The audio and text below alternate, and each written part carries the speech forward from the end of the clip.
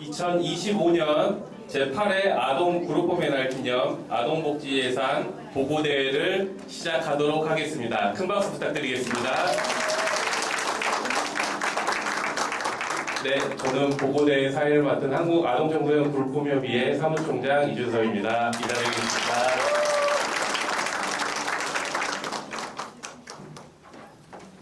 네, 올해 제8회 아동 그룹홈의 날은 시설보호아동, 보호연장아동, 그리고 자립준비 청년, 특수요구 아동의 지원, 그리고 그룹홈 운영 지원, 종사자 지원에 대한 2026년 정부 예산안과 주요 지방자치단체의 아동보호 서비스 정책을 비교 분석함으로써 아동보호 체계의 향후 발전 방향을 모색하는 보고 대회입니다. 우선 식전 행사로 시간 관계상 국민은혜는 생략하도록 하겠습니다. 자, 오늘 행사의 주최를 맡아주신 우리 협의회 방영탁 회장님 무대로 모셔서 인사 말씀 듣도록 하겠습니다. 제8회 아동그룹홈의 날을 맞아서 아동복지 예산 보고대회를 할 수 있게 된 것을 매우 뜻깊게 생각합니다. 그리고 바쁘신 일정 중에도 저희 그룹홈의 날을 위해 응원해 주시고 축사해 주신 국민의힘 장동혁 대표님, 개혁신당 이준석 대표님, 국회 예결산위원회 한병도 위원장님, 국회 보건복지부 소병훈, 장종태, 안성훈, 이주영 의원님께 감사의 마음을 전합니다.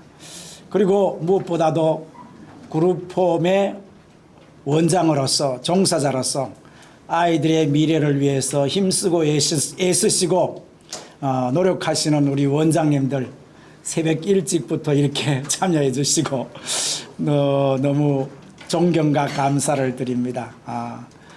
오후에 시작했으면 좋을 텐데 오전에 하다 보니까 아침 식사들은 하셨어요?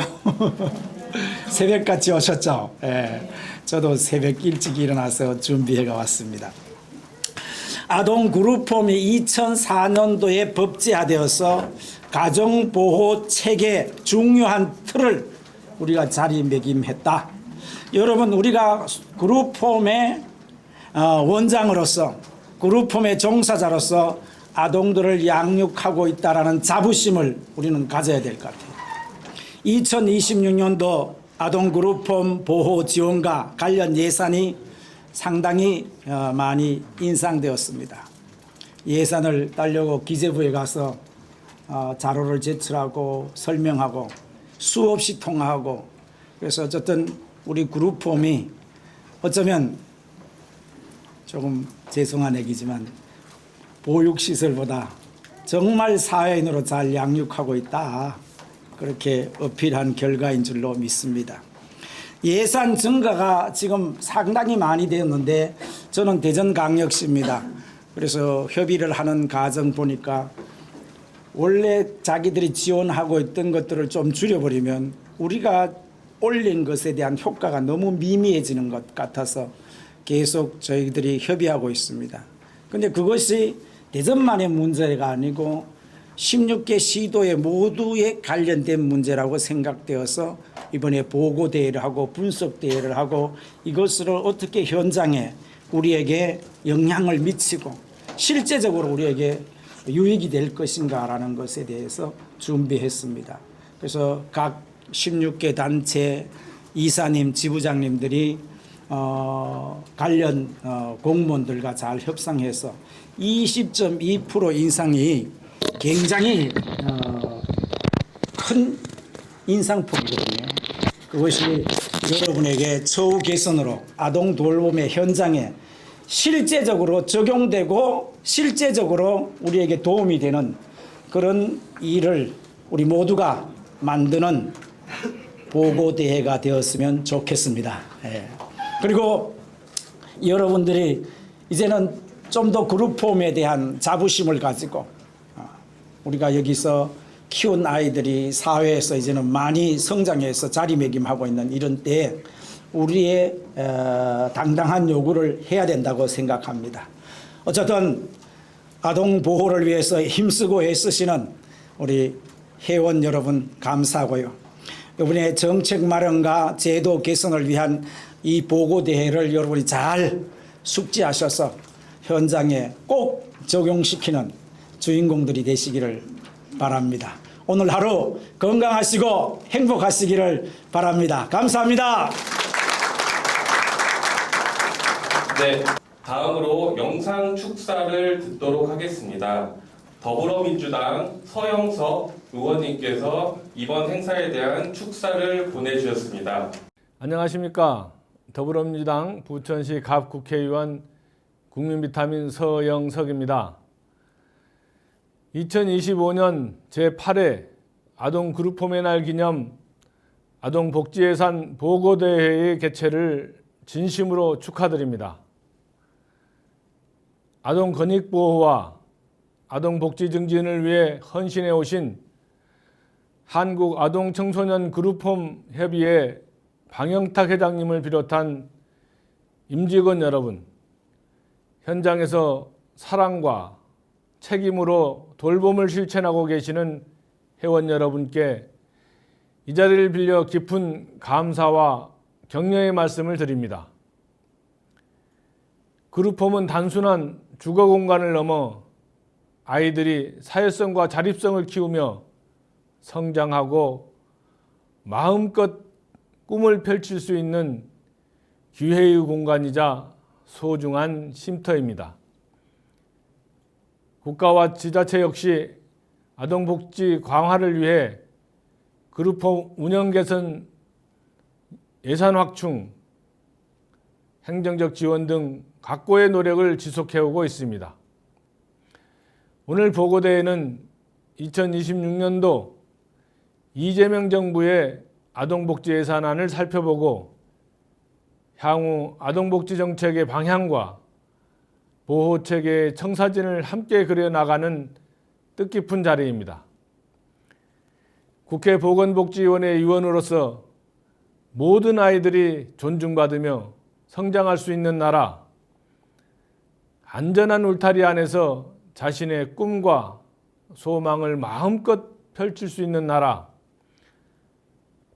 연대와 협력 속에서 기회와 공정이 보장된 나라를 실현할 수 있도록 적극적인 관심과 지원을 아끼지 않겠습니다.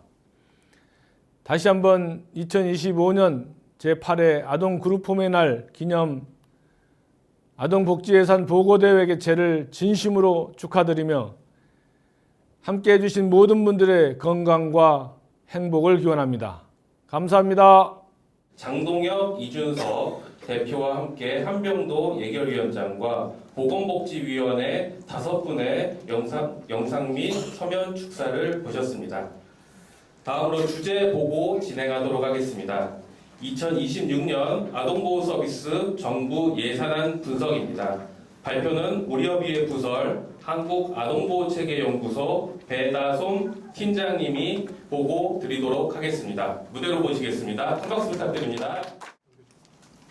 네, 기획재정부에서 발표한 2026년 총 지출 예산을 통해 정부의 재정 운영 기조를 살펴보고 그 안에서 이제 보건복지부 예산의 규모와 증가율이 어느 정도 비중을 차지하는지를 확인하고자 합니다. 이를 통해서 정부의 보건복지 정책의 방향과 그리고 실천 의지를 파악할 수 있고, 그리고 그러한 맥락 속에서 아동보호 서비스 예산이 어떻게 변화하고 있는지를 보다 구체적으로 분석할 수 있습니다.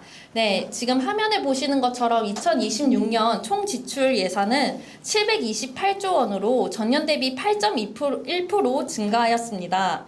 2025년도에는 증가율이 3.2%였거든요. 그래서 3.2%였던 것에 비해서는 재정이 크게 확대된 모습을 볼 수 있습니다. 그래서 분야별 재원 배분을 보시면 이제 R&D 그리고 산업, 일반 행정이 이제 높은 증가율을 보였고, 그리고 복지 분야는 5번째로 높은 증가율을 보였습니다. 이제 복지의 절대액의 규모를 보시면 269조 1천억 원으로 사실 여기 있는 12개 분야 중에서 가장 큰 비중을 차지한다고 보시면 됩니다.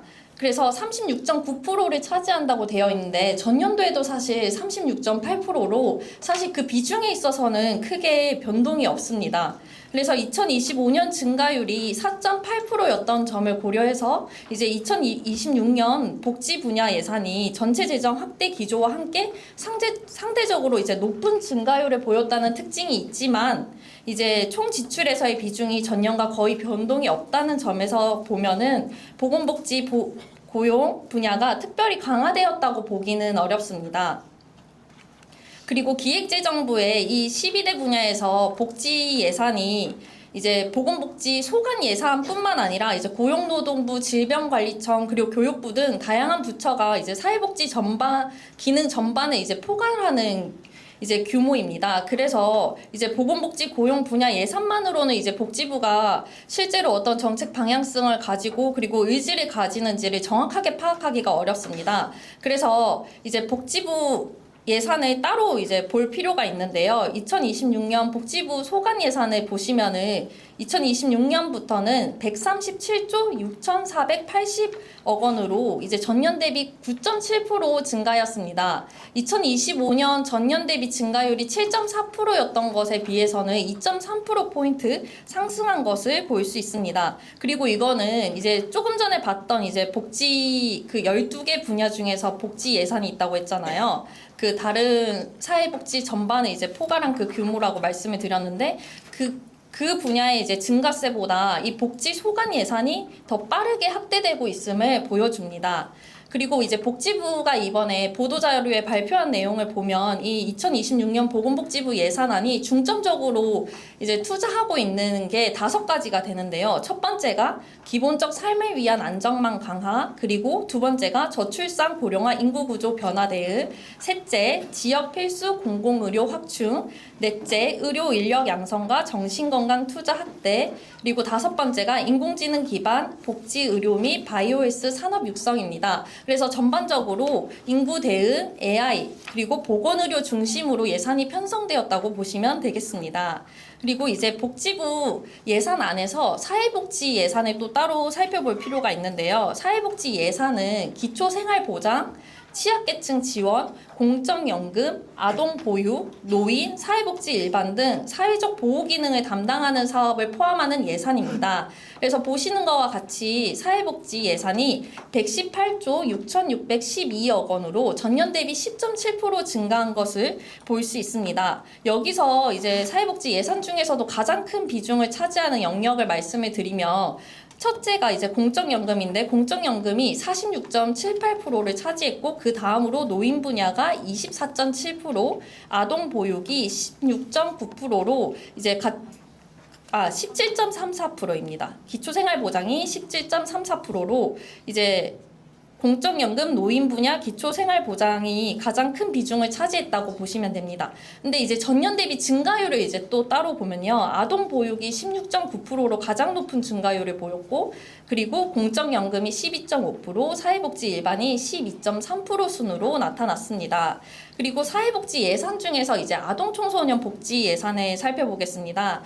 2026년 이제 아동청소년 복지 예산은 3조 3,094억 원으로 2025년 본 예산 대비 이제 22.7%로 증가였습니다. 2025년도에는 전년 대비 감소율이 있었거든요. 3.7%였는데 그때와 비교하면 굉장히 대폭적으로 증가한 것을 확인할 수 있습니다. 하지만 아동복지 예산 증가분의 상당 부분이 아동수당에 집중되어 있어서 전반적으로 아동 청소년 복지 사업이 이제 질적으로 상향되었다고 보기는 어려웠습니다. 이제 하지만 복지부 예산에서 아동 청소년 복지가 차지하는 비중을 보시면요. 이제 보시면 복지부 총 지출에서 이제 아동 청소년 복지는 2.4%, 그리고 사회복지 총 지출에서 아동 청소년 복지는 2.8%로 전년 대비 좀 근소하기는 하지만 0.3%포인트 소폭 증가한 모습을 보이고 있습니다. 그리고 이제 아동보호 서비스 예산을 보도록 하겠습니다. 아동보호 서비스라는 이 명칭은요, 이제 복지부에서 따로 구분해서 편성해 놓은 단어는 아니고 그냥 저희 연구소에서 현장의 정책 효과를 파악하기 위해서 직접 재구성한 것입니다. 그래서 현장과 직접적으로 연관된 사업만을 제가 묶어서 아동보호 서비스 예산이라고 정의를 하였습니다. 그래서 보시면 일부 제외된 사업들이 있는데요. 정책 연구 중심이거나 아니면 너무 포괄적인 사업이거나 그리고 전체 아동을 대상으로 한 이제 사업들은 이제 분리짓게 하기가 어려워서 제외를 하였습니다. 그래서 다시 말해서 이제 아동보호 서비스 예산은 보호대상 아동 지원 그리고 그룹홈 운영에 직접적 관련이 있는 사업만을 포함하고 있어 모든 관련 사업을 포함하지 못하는 한계가 있음을 참고 바랍니다. 그러면 이제 아동보호 서비스 예산을 살펴보도록 하겠습니다. 보시는 것과 같이 이제 보호대상 그룹홈 운영 지원이라고 되어 있는데 가로로 그룹홈이라고 되어 있거든요. 제가 그 그룹홈 운영 지원이라고 되어 있는 거 안에 사실 학대 피해 아동 쉼터 예산이 포함되어 있어서 그룹홈 예산만 따로 짓게 한 거를 이제 그룹홈으로 이렇게 가로로 쳐놨고요. 그리고 이제 고난이도 보호대상 아동 맞춤형 사례관리와 이제 디딤씨앗 통장이 보호대상 아동을 지원하는 사업이고 그리고 아동학대 예방 및 피해 아동 보호는 이제 아동보호 전담 기관 네, 이제 운영비에 관련된 사업입니다. 그리고 자립수당이 있는데 이제 자립수당에 보면은 제가 자료집에는 2,215 100만 원 인상이라고 적어놨는데 그게 오타입니다. 감액이에요. 원래는 감액이고 그래서 마이너스 6.1%로 봐주시면 됩니다. 네, 그리고 이제 자립지원 체계 구축은 이제 자립지원 전담기관의 예산으로 보시면 됩니다. 그리고 이제 2026년부터 복지부 예산에서 신규 사업으로 보호대상 아동 원가족 복귀 지원이 생겼습니다. 그래서 이 모든 것들이 이제 포함한 아동 보호 서비스 예산이 네, 2,966억 7천만 원이라고 보시면 됩니다. 근데 여기서 보시면 아동 발달 지원 계좌 디딤씨앗 통장이 가장 대폭적으로 증가한 것이 두드러져 보이고요. 그리고 두 번째로 이어서 이제 그룹호 인건비 예산이 20.2%로 증가하여 복지부의 종사자 처우 개선 의지를 확인할 수 있었습니다. 하지만 그룹홈 운영비는 저희가 3년 내내 동결이고 그리고 보호대상 아동 발달 지원이라고 되어 있는 저 고난이도 보호대상 아동 맞춤형 사례 관리도 사실 동결이거든요. 그래서 그런 것들이 미루어 봤을 때 이제 전반적으로 보호대상 아동 서비스가 질적으로 향상되었다고 보기는 어렵습니다. 다음으로 세부 사업별 사업 내용을 살펴보고자 합니다. 아동보호 서비스 예산에는 포함하지 않았지만 이제 현장에 계신 분들이 가장 궁금해하실 부분들일 것 같아서 생계급여, 긴급복지, 아동수당, 장애아동수당까지 포함하여 제가 설명을 드리고자 합니다. 먼저 보호대상 아동 그룹홈 운영입니다. 본래 이제 복지부 예산에서 제가 조금 전에 설명한 것처럼 이거는 이제 학대 피해 아동 쉼터 예산을 제외한 그룹홈만 보는 거입니다. 그래서 보시면 이제 그룹홈 운영 지원 예산이 올해 366억 1,500만 원으로 이제 전년 대비 20.2%로 증가하였습니다. 이제 2024년 증가율을 보시면 4.52%이고 2025년 증가율은 4.1%였던 것과 비교를 하면 이제 최근 3년 중 가장 큰 폭으로 인상이 되었습니다. 근데 이거는 좀 전에 설명했던 것과 같이 운영비는 동결이고 이제 인건비가 확충된 것이어서 네, 인건비 예산이 확충된 걸로 봐주시면 되고요. 그리고 이런 인건비 증액이 진짜 이제 실제 종사자에게 체감되는 형태로 적용되는지는 이제 추가 점검이 필요할 것으로 보입니다. 그리고 다음으로 생계급여입니다. 이제 그룹홈 아동은 다 아시는 것과 같이 일반 수급자 1인 가구로 이제 적용이 돼서 이제 1인 가구 수급비로 봐주시면 되는데요. 이제 내년도에는 82만 556원입니다. 작년도에 76만 5,444원이었던 것에 비해서는 금액이 증액되었습니다. 그리고 긴급복지입니다. 이제 긴급복지는 갑자기 생긴 위기 상황 속에서 이제 생계가 어려워진 사람에게 수급자로 이제 보장 결정이 되기 이전까지의 공백 동안 이제 생계, 주거, 의료 등의 긴급 지원을 해주는 제도인데요. 이제 그룹호 입소 아동도 여기 보시는 위기 상황에 해당이 되면은 이 지원을 받을 수 있습니다. 드물기는 하지만 이제 현장에서 긴급복지를 받은 그룹홈이 있다고 하셔서 제가 여기 사업에도 설명에 넣어놨습니다.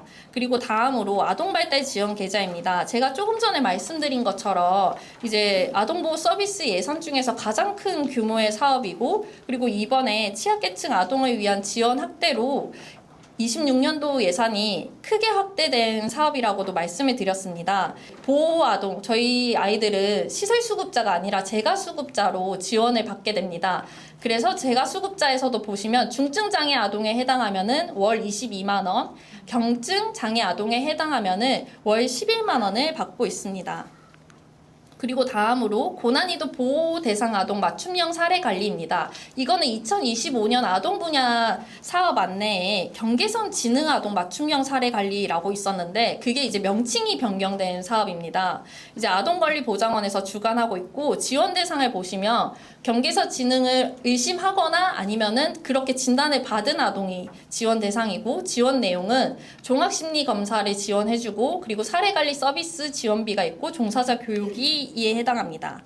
그리고 다음으로 자립수당입니다. 자립수당은 자립준비 청년의 이제 경제적 부담을 완화하고 안정적으로 사회에 정착할 수 있도록 지원하는 목적으로 보호 종료 5년 이내 아동에게 매달 50만 원을 지원해주는 제도입니다. 네, 이거는 이제 넘어가고요. 그리고 자립정착금이 있는데요. 자립정착금의 경우에는 복지부 소관 사업은 아닙니다. 근데 이제 복지부 지침에 보면은 이 자립정착금에 대한 언급이 있어서 제가 가지고 왔습니다. 보시면 이제 지침에 지급 대상 모두에게 자립정착금 1인당 최소 1,000만 원 이상 되도록 지급 공고라고 되어 있습니다. 그래서 지금 보시는 표와 같이 이제 지자체별로 자립정착금 1인당 지급 기준을 저렇게 설정을 하여서 지급이 되고 있는 것으로 알고 있습니다.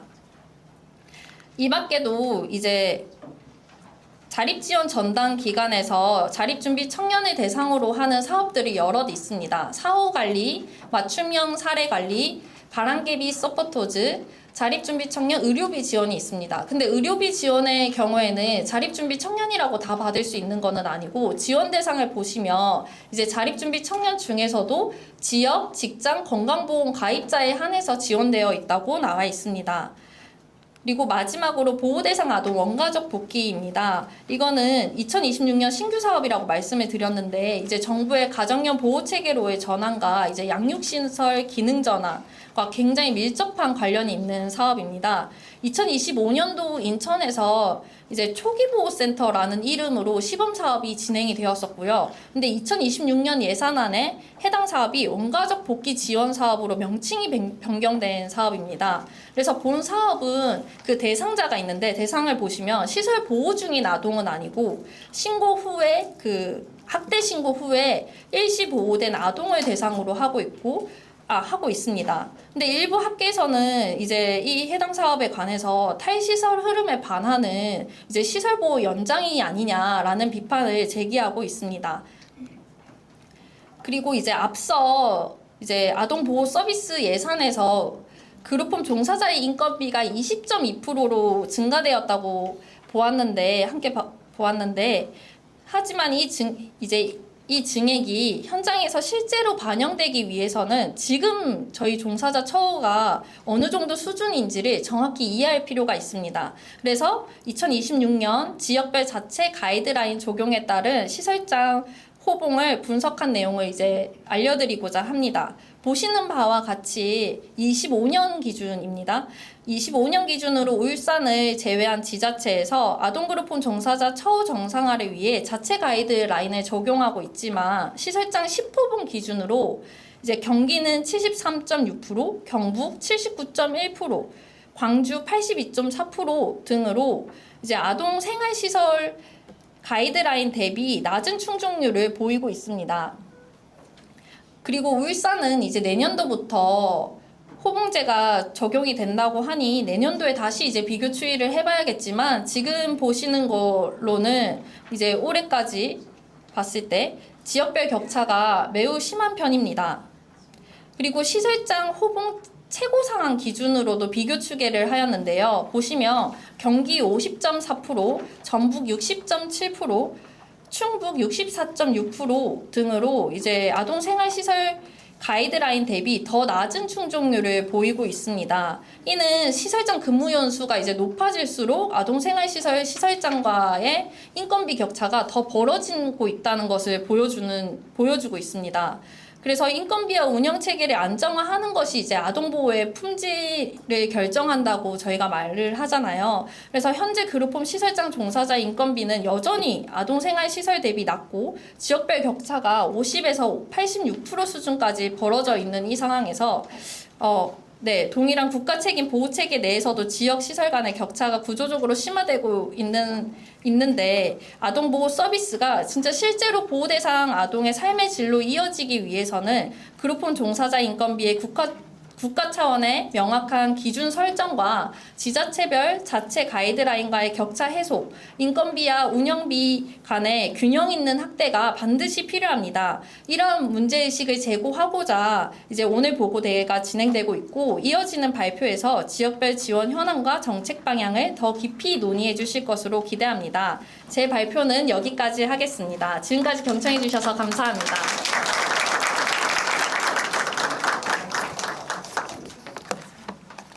네, 저희 협의회가 2022년 연구소를 설립하고 다양한 연구들을 진행을 하고 있습니다. 이 연구는 종사자의 처우 개선뿐만 아니라 우리 보호아동들에 대한 권익 증진, 그리고 예산과 지원 제도에 대해서 대폭적인 확대를 위한 노력을 하고 있는 부분들 참고해 주시면 될 것 같고요. 오늘 저희 연구소 2대 소장님이 같이 행사에 참여를 해주셨습니다. 민혜숙 소장님이시고요. 그때 시설장 워크숍 때 한번 인사를 드리긴 했는데 잠깐 일어나셔서 인사 한번 드리도록 하겠습니다. 네, 옥내로 저희 민혜숙 소장님이십니다.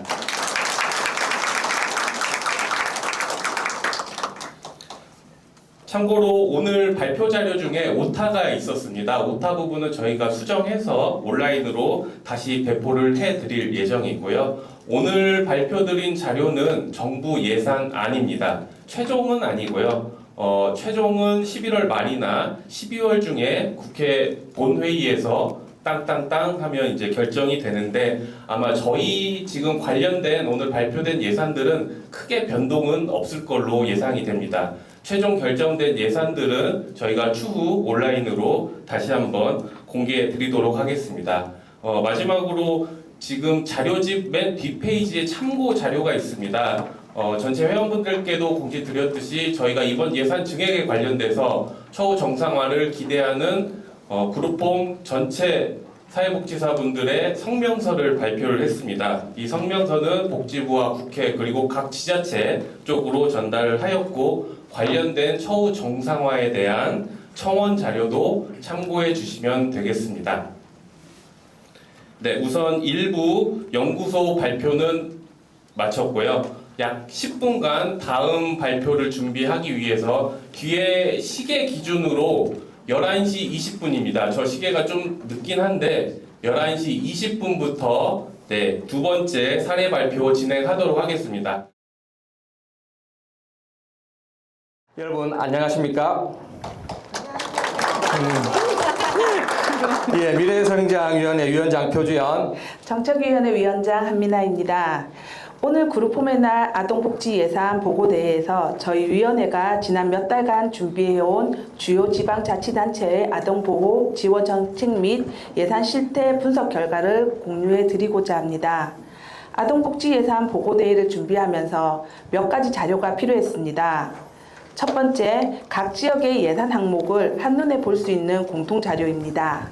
두 번째, 다른 지역의 지원 사항을 보며 우리 지역의 공백과 과제를 확인할 수 있는 자료입니다.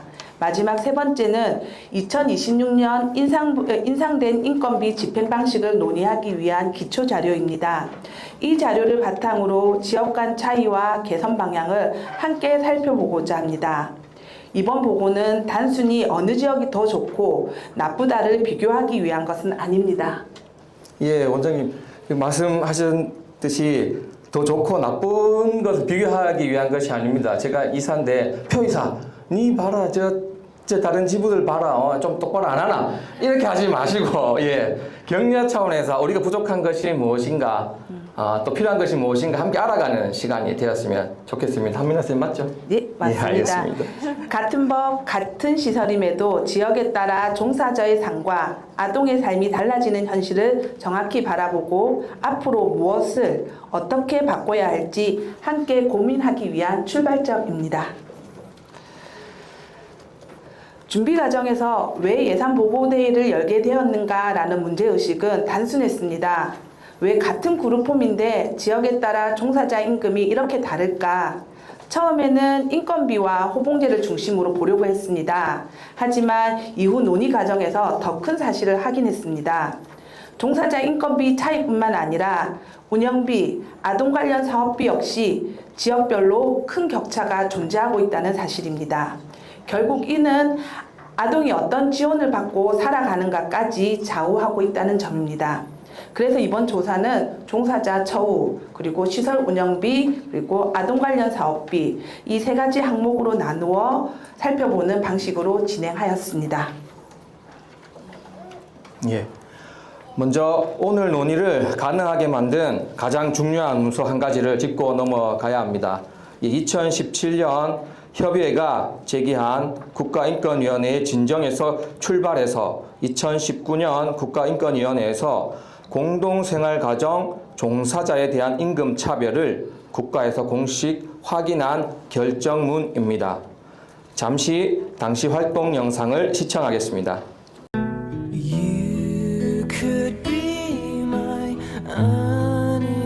unintended choice to live my life extended. You could be the one I'll always love.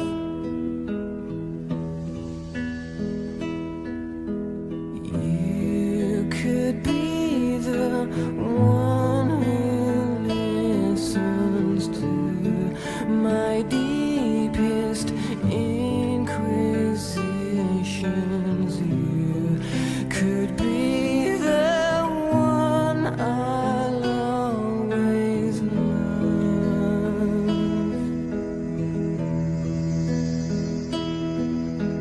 I'll be there as soon as I can, but I'm busy mending broken pieces of the life I had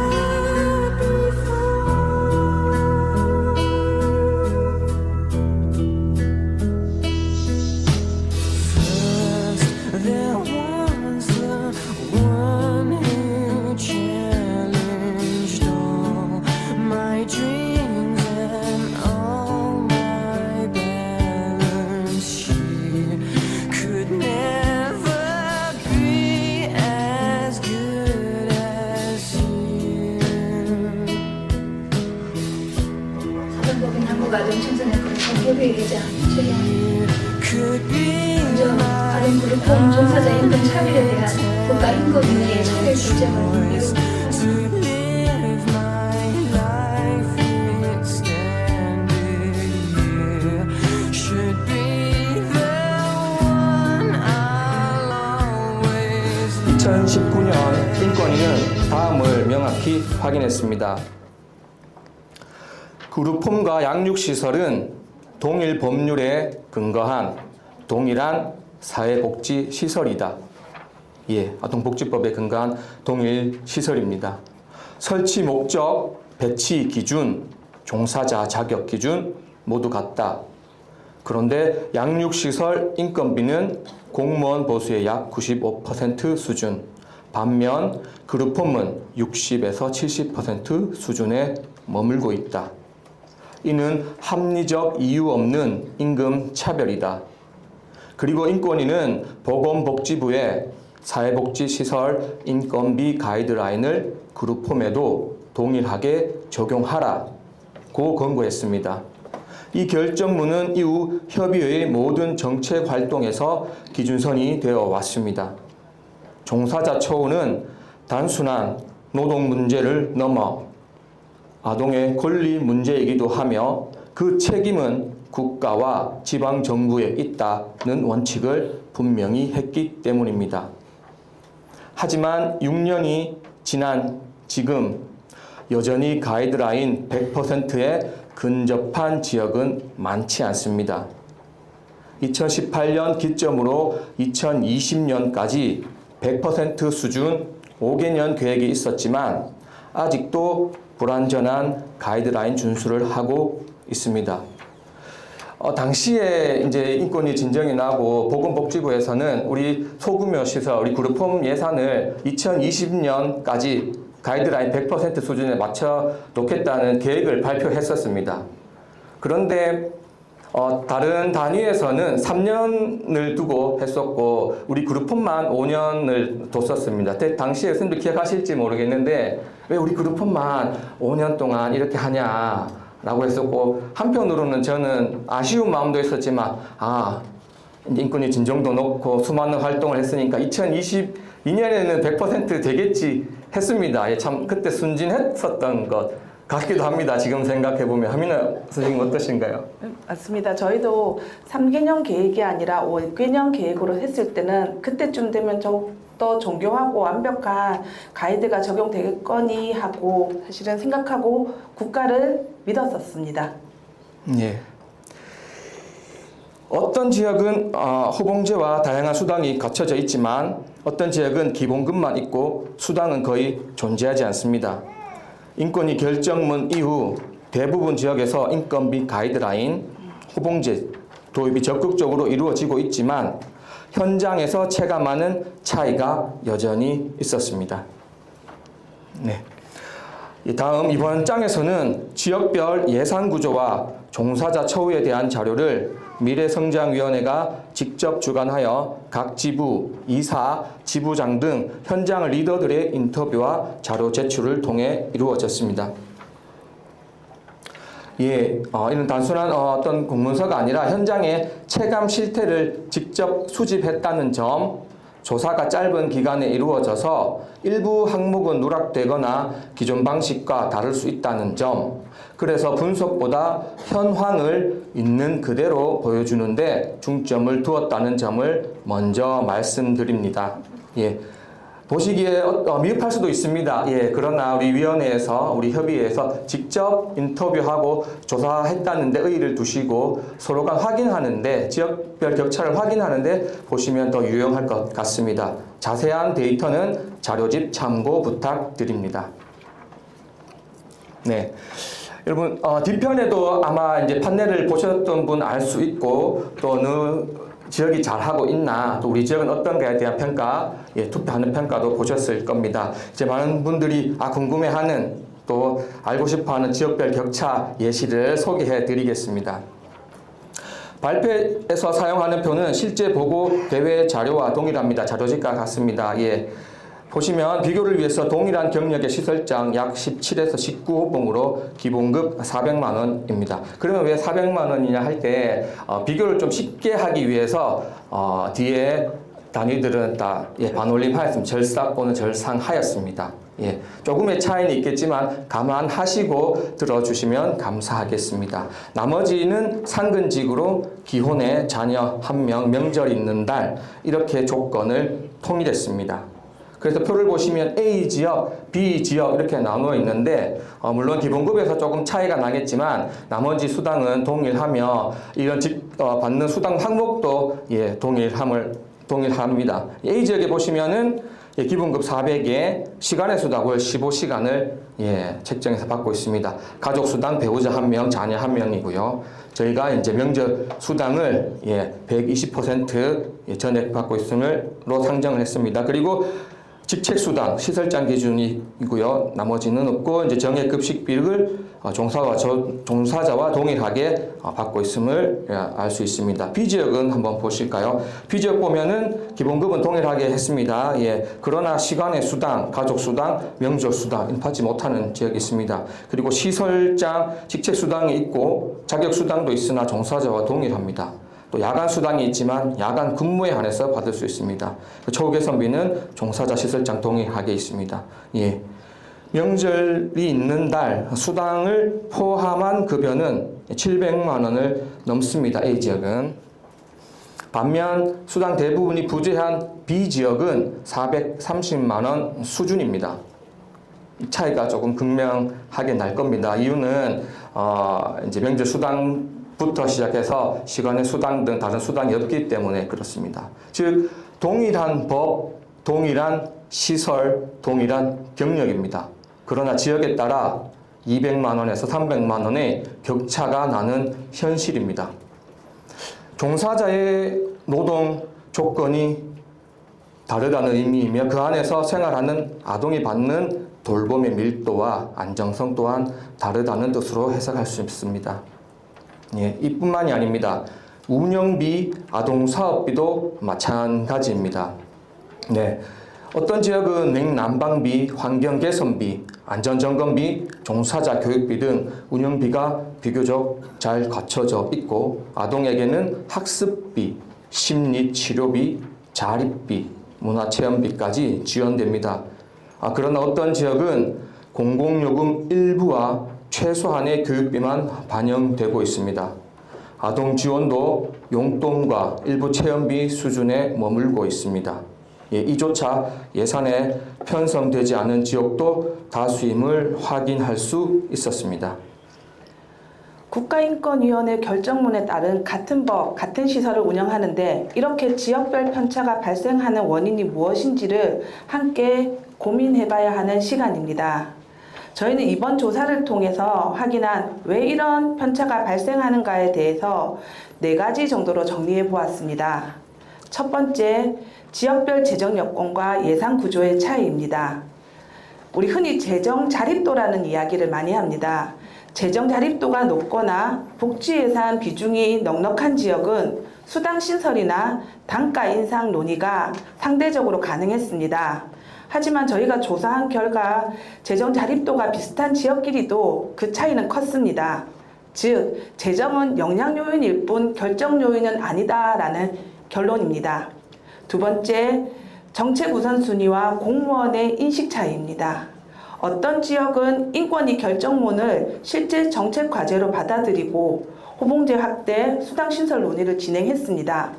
반면 어떤 지역은 여전히 소규모 민간시설, 기존 체계에 따라가는 수준 정도로만 인식하며 변화가 거의 이루어지지 않았습니다. 세 번째, 행정 관행과 제도 해석의 차이입니다. 어떤 지역은 가이드라인의 가능한 따라야 한다라고 인식하는 반면 어떤 지역은 참고 자료에 불과하다라고 해석하고 있습니다. 수당 역시 어디는 기본 구조로 인식하고 있지만 어디는 선택적이고 부가적인 항목으로 지급하고 있습니다. 마지막으로 현장과 협의의 정책 활동 차이입니다. 여러 지역 사례를 종합하면서 정책 활동이 활발한 지역일수록 변화가 빨랐다는 공통점이 있었습니다. 물론 활동이 곧 예산으로 직결된다고 단정할 수는 없습니다. 하지만 현장의 지속적인 문제 제기와 협의 과정이 실제 변화를 만드는 동력임은 분명합니다. 마지막으로 2026년 인상된 20% 인건비가 실제 현장 임금으로 온전히 전달되려면 지방정부의 편성 방식, 그리고 수당 체계, 운영비 구조까지 함께 바뀌어야 합니다. 오늘 보고된 자료는 바로 그 점검의 출발점입니다. 종사자가 안정적으로 일할 수 있는 조건은 선택이 아닙니다. 그것은 아동의 권리이며 국가의 책임입니다. A 지역과 B 지역 300만 원 차이 나는 300만 원의 차이는 단순한 임금의 차이가 아닙니다. 아이들이 살아가는 일상의 차이입니다. 우리가 오늘 공유한 이 데이터와 논의가 하나의 공통 기준으로 이제 지자체로 돌아갔을 때 정책 활동을 점검하는 과정이 되었으면 합니다. 그리고 내년 그룹홈의 날에는 지금의 이 수치들이 그때는 그랬었지 라고 말할 수 있는 과거가 되길 바랍니다. 발표를 마무리하면서 이번 조사에 협조해 주신 지부장님, 이사님들께 다시 한번 감사드리며 여러분의 현장 경험과 목소리가 바로 아동의 권리를 세우는 가장 중요한 힘임을 다시 한번 말씀드리고 싶습니다. 예. 한민아 이사님 지구에 돌아가시면은 잘 하실 수 있겠습니까? 노력해야죠. 예, 알겠습니다. 예, 저도 마찬가지입니다. 예, 대구에 이사를 맡고 있는데 오늘 보고 대회 내용을 토대로 해서 우리 정책 활동들 한번 다시 점검을 하고 또 어떤 부분이 조금 미미했나, 어떤 부분이 조금 더 잘 되었나 한번 살펴보고 열심히 하겠습니다. 아마 오늘 오신 분들 다 그런 한 마음일 것 같습니다. 예, 그래서 그렇게 잘 봐주시면 고맙겠습니다. 예, 같은 법, 같은 일. 그러나 더 이상 다른 삶이어서는 안 됩니다. 아무것도 하지 않으면 아무 일도 일어나지 않습니다. 오늘 이 자리가 변화를 만드는 첫걸음이 되기를 바랍니다. 감사합니다. 감사합니다. 질문이 있다 하시면 손을 들어주시면 네, 마이크 전달 드리도록 하겠습니다. 네, 지역 상황 공유해 주셔도 됩니다. 지금 광주하고 전북에서 버스 대절로 올라오셨거든요. 인사 겸 한번 네, 마이크 한번 전달 드리도록 하겠습니다. 광주 네 반갑습니다. 광주지부 지부장 황미진입니다. 지금 광주는 지금 분위기가 20.2%에 오른 그 인상 가지고 한번 집행부와 만난 적도 있고 지금 현재 계속 진행형입니다.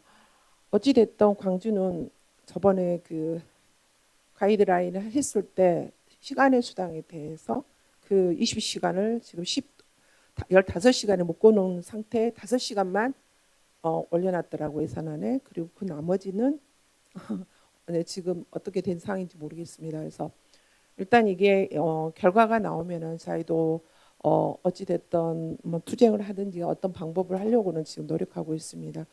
그래서 뭐 통계라든가 뭐 분석은 좀 해놓은 상태입니다. 어떻게 대응을 할 건지. 근데 지금 광주시가 굉장히 어렵습니다. 예산을 많이 삭감된 상태입니다. 전체적으로. 그래서 저희 광주만 그런 게 아니라 전국적으로 그럴 거라고 생각합니다. 그래서 저는 아까 앞에서 우리 이사님이 두 분이 말씀하실 때 우리 인권위 그때 굉장히 많이 하셨잖아요. 그런 부분을 투쟁하고 이런 부분들을 우리가 한번 함께 해야 되지 않나 이런 생각을 잠깐 했습니다. 저희도 광주에도 그런 생각을 하고 있거든요. 일단은 무슨 그 울며 겨자 먹기식으로 징징대야지 집행부도 뭔가 해주겠더라고요. 그래서 어떤 분들이 우려한 것을 준다는 식이다. 그래서 뭔가 그룹홈에도 국기수사당에서 제일로 간호사들이 했던 그 투쟁이 굉장히 컸다고 하시더라고요.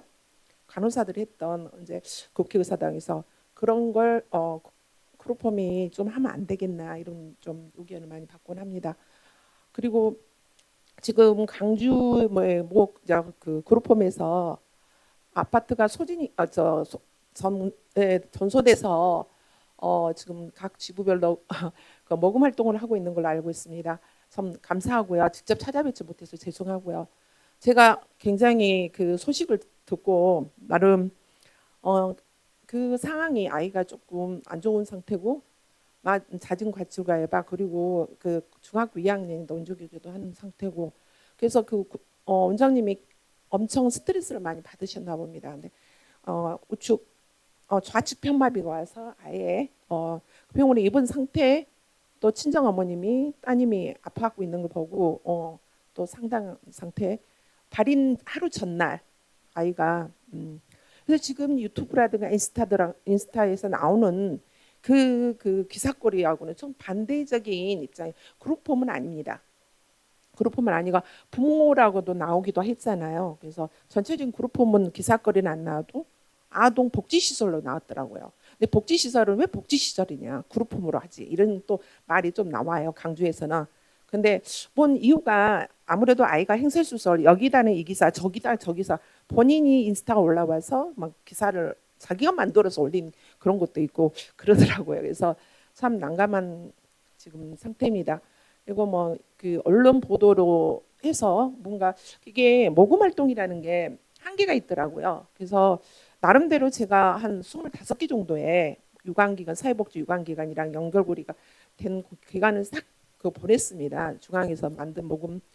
근데 그게 생각보다는 많이 모금이 안 되더라고요. 그래서 뭐 공동 모금에서도 해보고 저 나름대로 네이버에서 세이브 실드라고 하여튼 주간에 광주에 있는 모든 기관들한테 협조 요청해서 다 사회복지 회원들한테도 다 뿌리고 했는데 회원들한테 그게 결과가 어떻게 나올지 소방서 추사는 1억 2천이라고 하지만 48평을 다 전소됐습니다. 그래도 그 담당 그 근무자가 그 사무실 네네 그룹홈이죠. 네네 예 그랬죠. 이게 기사거리가 원래 한 기사에 이렇게 내면 옆에서 복사에다가 또 자기 걸로 만들어서 또 하고 하잖아요.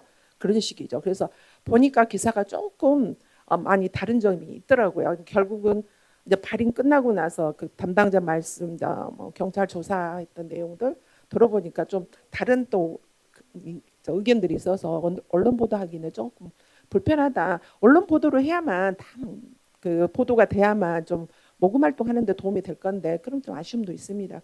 또 제 생각과 또 거기 시설에 있는 또 근무자라든가 원장님들의 의견이 또 있어서 전장 그 정도 저희 위치의 지부에서는 굉장히 많이 움직이고 있습니다. 임원들이. 그래서 지금 여기에 뭐 원장님들이나 또 나름 지부를 통해서 감사 인사를 지금 드리고는 있는데 좀 부족함은 있습니다. 강주도 열심히 지금 초 때문에 많이 뛰고 있습니다. 올해 토론회하고 포럼하고 막 강주도 바빴습니다. 네, 그 여러분들의 그 현장에서도 특수 욕구 아동 때문에 많이 고생을 하시죠. 저도 마찬가지입니다. 이번에 아이도 특수 욕구 아동입니다. 불된 아이도. 그래서 강주는 그걸로 계속 얘기하고 있습니다. 반갑습니다. 전북지부장 임정미입니다.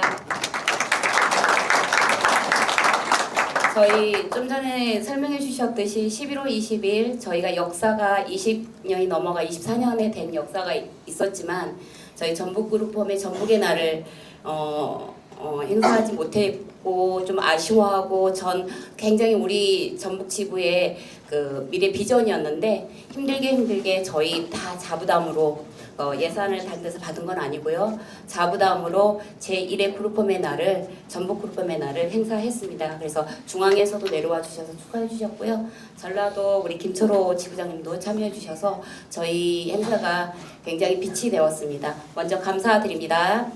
그리고 오늘 지금 어떻든 아침에 비가 오다 보니까 사실 저는 임실에서 왔고요. 저희 전주는 차를 빌려서 그 안개가 척해가지고 사실 목숨을 걸고 왔습니다.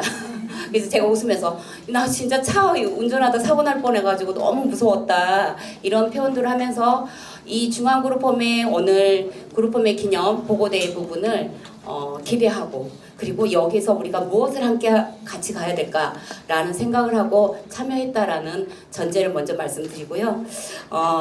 첫 번째 저희 현재 전북그룹홈은 이미 그 2026년 예산 부분에 대한 전체 가드라인 그 예산을 편성받을 때 저희 도 팀장님과 저희 지부장 및 총무와 관련해서 사전 내용들을 얘기를 나눴고요. 그런 과정 안에 이미 중앙부에서 내려왔다는 공문을 보고 저희에게 얘기 나눴던 거는 인상폭 부분에서 저희 전북은 현재는 10호봉인데요. 12호봉에 호봉을 인상시키고 나머지 그 인상폭 안에서 야간 수당 및 기타 수당으로 방향을 잡아가는 게 어떻겠냐라고 얘기를 했고요.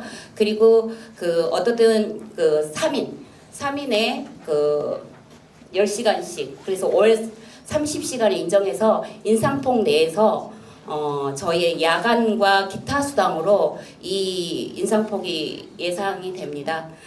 그래서 저희야 이제 현재는 저는 사실 중앙에서 그룹홈에서 할 때 호봉을 전면화를 주장하기 위한 예산 보고를 하면서 이제 1차 26년은 저희 전북은 그렇게 수당으로 가고 있지만 더 나은 미래에는 호봉과 우리 그룹홈들이 야간 수당을 너무 당연히 받아야 하는 것들을 좀 기반을 해서 전북에 갔으면 좋겠다라는 이상을 꿈꾸고 있습니다. 현재는. 그리고 두 번째 창조자로 86페이지를 보니까 그 개정안 부분이 있더라고요. 개정안을 내셨더라고요. 그래서 사실 오늘 그 개정안 부분을 좀 더 소개해줘서 우리가 여기서 합의가 된다면 그걸 주장해내면 어떨까라는 생각이 좀 들었습니다. 이 내용을 보면서.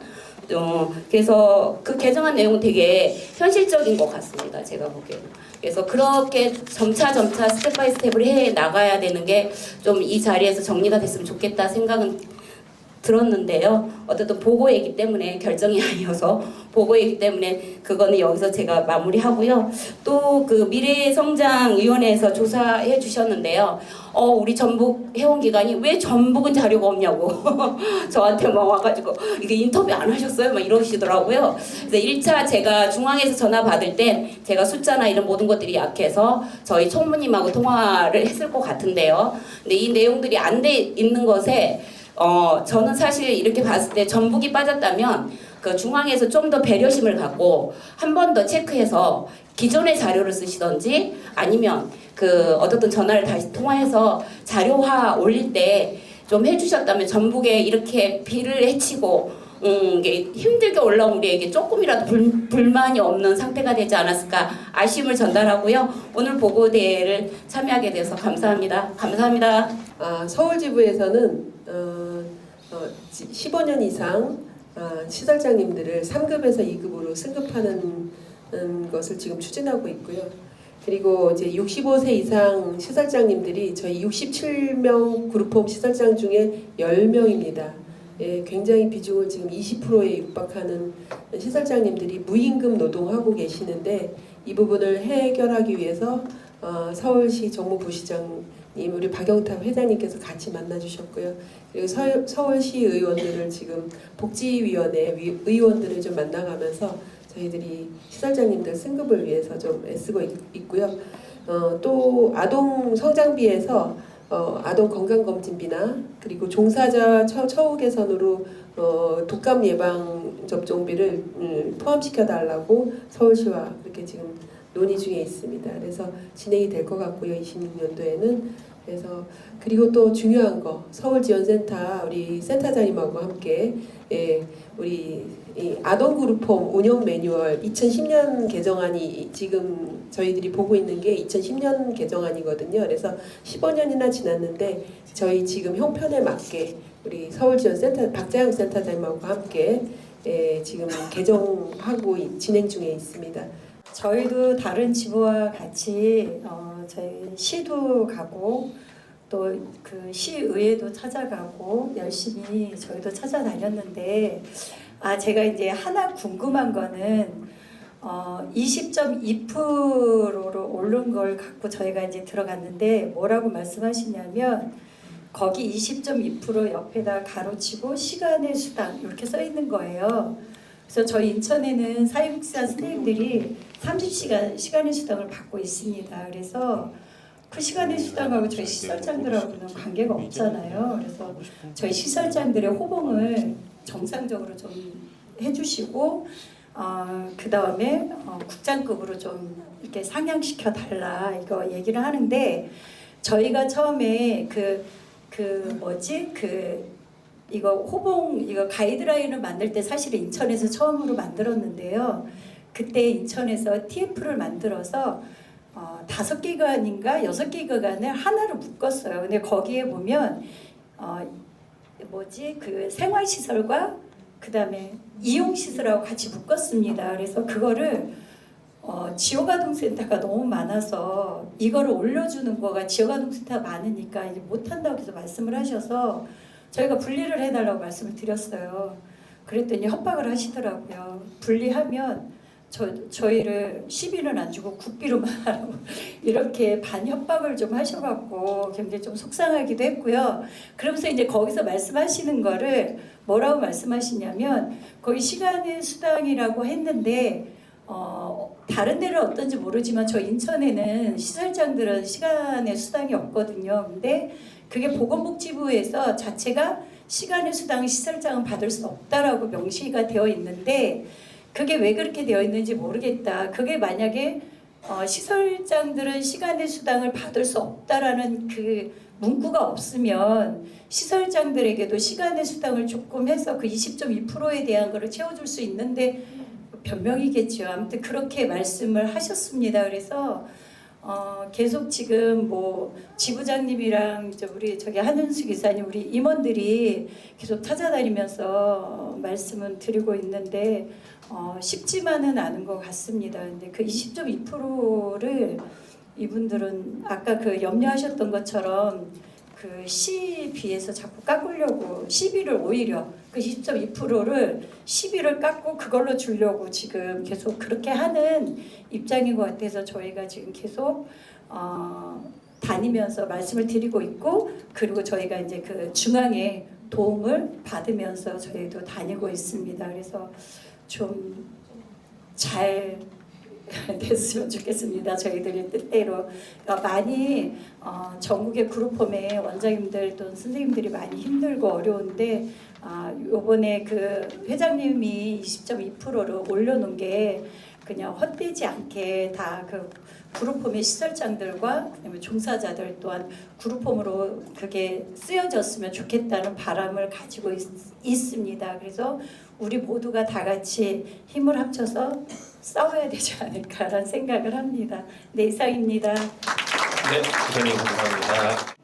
대전은 제가 대전에 있다 보니까 대전 얘기를 하면 대전도 처음에 가니까 20.2% 인상된 거에 대한 감안을 전혀 안 하고 있는 것 같더라고요. 그래서 자기들이 뭐 4% 인상해서 작년 거하고 동일하게 하겠다라고 해서 제가 그렇게 할 수 없다. 너들이 중앙에서 올리면 올린다 해놓고는 왜 헛소리 하냐 이렇게 해서 인상을 해달라고 했는데 계속 안 된다 해서 지난주에 시장 면담 요청을 했고요.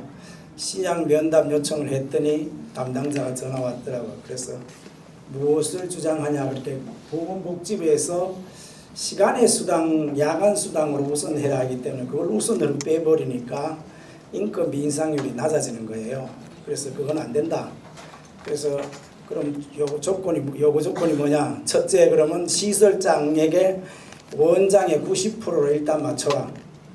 그리고 종사자들은 종사자 임금을 100% 맞추고 나머지 금액으로 시간의 수당을 시설장 종사자 동일하게 4명 n분의 1로 하자. 그거 받아들이지 않으면 협상하지 않겠다라고 통보했고요.